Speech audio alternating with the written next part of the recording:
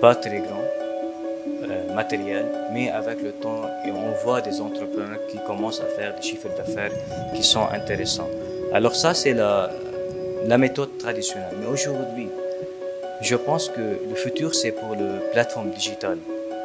Ce qui est en relation avec le développement des applications et les services digitaux. Alors vraiment, la génération, ils doivent, les nouvelles et les étudiants qui sont encore des...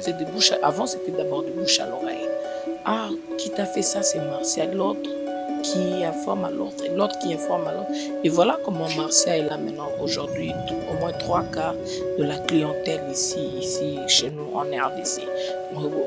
Partout ailleurs. Je veux faire, par exemple, une tenue pour quelqu'un qui est aux États-Unis.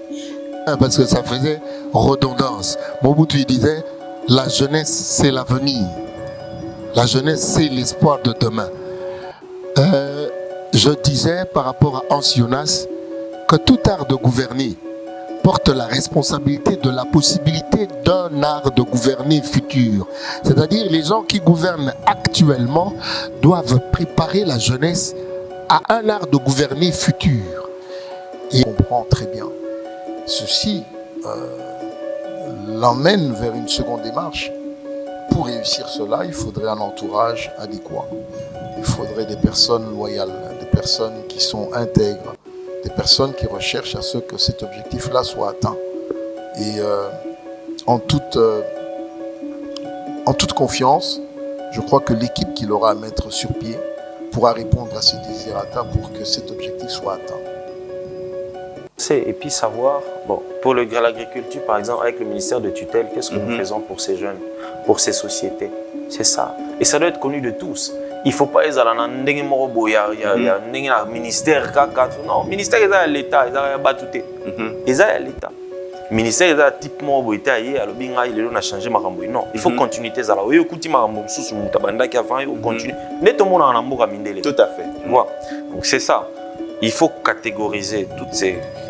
Pour des consultations tout à fait normales, pour une hospitalisation, nos soins intensifs ont réouvert et on a au second niveau notre unité qui accueille nos patients qui sont atteints de la Covid-19. Donc la prise en charge à Diamant des patients qui sont positifs à la Covid, elle est là. Elle est de qualité, elle est humainement présente et on les accueille avec un grand plaisir. Les ministères sectoriels au niveau national, au niveau provincial, les organisations de la société civile et même les secteurs privés et même l'association des jeunes, l'organisation des jeunes, nous avons le Conseil national de la jeunesse qui a suffisamment participé à ces processus d'identification.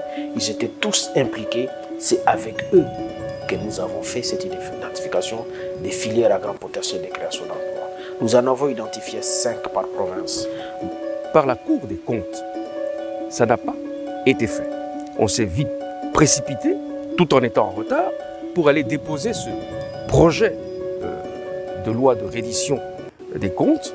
Eh bien déjà, il y a ces anomalies. Déjà, le fait que ça a été déposé en retard, hors délai, suffirait simplement à disqualifier les personnes qui vont aller... Nous avons entendu beaucoup de députés du FCC. À la base, je suis formatrice en savoir-faire, en savoir-être et en savoir-vivre. Et moi, je me dis qu'au niveau de l'hôtellerie ou bien au niveau du secteur touristique, ce sont des secteurs qui nous mettent en face des différentes personnes, on va dire différentes cultures.